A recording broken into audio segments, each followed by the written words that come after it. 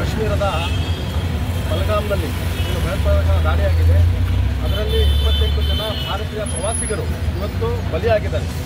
ಇದಕ್ಕೆ ನಮ್ಮ ಕೇಂದ್ರದ ಬಿಜೆಪಿಯ ಕೇಂದ್ರ ಸಚಿವ ಹೊಣೆ ಅಂತ ಹೇಳಿ ನಾವು ಇವತ್ತು ಹೇಳಕ್ಕೆ ಇಷ್ಟಪಡ್ತೀವಿ. ಯಾಕಂತ ಹೇಳಿದರೆ 370 ಆ್ಯಕ್ಟನ್ನು ಇವರು ತಗ್ಗಾಗ ಇವರು ಹೇಳಿದ್ರು ಸಂಪೂರ್ಣವಾಗಿ ಇವತ್ತು ಭದ್ರತೆ ನಮ್ಮ ಕೈಯಲ್ಲಿದೆ, ಕಾಶ್ಮೀರದಲ್ಲಿ ಆ ಥರ ಏನು ಆತಂಕ ಇಲ್ಲ, ಭಯ ಪಡುವ ಅವಶ್ಯಕತೆ ಇಲ್ಲ ಅಂದಾಗ ಈ ಕೇಂದ್ರದ ಸೆಕ್ಯೂರಿಟಿಗೆ ಒಂದು ಭರವಸೆ ಮಾಡಿಕೊಂಡು ಇವತ್ತು ಪ್ರವಾಸಿಗರು ಹೋಗಿರುವಂಥದ್ದು. 2,000 ಪ್ರವಾಸಿಗರು ಇದ್ದ ಜಾಗದಲ್ಲಿ ಇವ್ರಿಗೆ ಸೆಕ್ಯೂರಿಟಿ ಕೊಡಲಿಕ್ಕಾಗಿಲ್ಲ. ಭಯೋತ್ಪಾದಕ ದಾಳಿಯಲ್ಲಿ ಇವತ್ತು ಅವ್ರು ಚಾಲೆಂಜ್ ಮಾಡಿ ಕೊಂಡು ಹೋಗ್ತಾರೆ, ಗುಂಡಿನ ದಾಳಿ ನಡೆಯುತ್ತೆ ಅಂತ ಹೇಳಿದರೆ ಇವತ್ತು ಭಾಳ ನಾಚಿಕೆಯ ವಿಷಯ.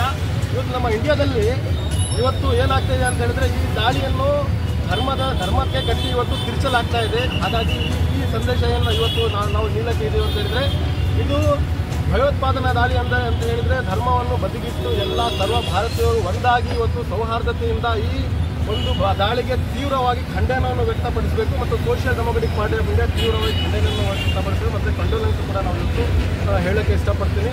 ಇವತ್ತು ಏನು ಶಿವಮೊಗ್ಗದ ಉದ್ಯಮಿಯಾದಂತಹ ಮಂಜುನಾಥ್ ರಾವ್ ಅವರು ಇವತ್ತು ಆ ಭಯೋತ್ಪಾದನಾ ಗುಂಡಿ ದಾಳಿಗೆ ಬಲಿಯಾಗಿದ್ದಾರೆ. ಅವರ ಏನು ಕುಟುಂಬ ನೋವಲ್ಲಿದೆ, ಆ ನೋವು ನಾವು ಕೂಡ ಹಂಚ್ಕೊಂಡಿದ್ದೀವಿ. ಆ ನೋವು ನಮಗೂ ಕೂಡ ಇದೆ ಇವತ್ತು ಅಂತ ಹೇಳಿ ಈ ಒಂದು ಶೋ ಮಾಡಲಿಕ್ಕೆ ಇವತ್ತು ಅವರ ನೋವಲ್ಲಿ ನಾವು ಕೂಡ ಭಾಗಿಯಾಗಿದ್ದೀವಿ ಅಂತ ಹೇಳಲಿಕ್ಕೆ ಇವತ್ತು ಈ ಪ್ರತಿಭಟನೆಯನ್ನು ಮಾಡ್ತಾ ಇರೋದು. ಇವತ್ತು ನಾವು ಕ್ಯಾಂಡಲ್ ಪ್ರತಿಭಟನೆಯನ್ನು ಕ್ಯಾಂಡಲ್ ಮಾರ್ಚನ್ನು ಮಾಡಿದ್ದೀವಿ. ಹಾಗೆ ಅವರ ಏನು 28 ನಮ್ಮ ಭಾರತೀಯರು ಶಹೀದಾಗಿದ್ದಾರೆ, ಅವರಿಗೆ ನಾವು ಸಂತಾಪವನ್ನು ವ್ಯಕ್ತಪಡಿಸ್ತೀವಿ. ನನ್ನ ಹೆಸರು Imran, SDP district general secretary.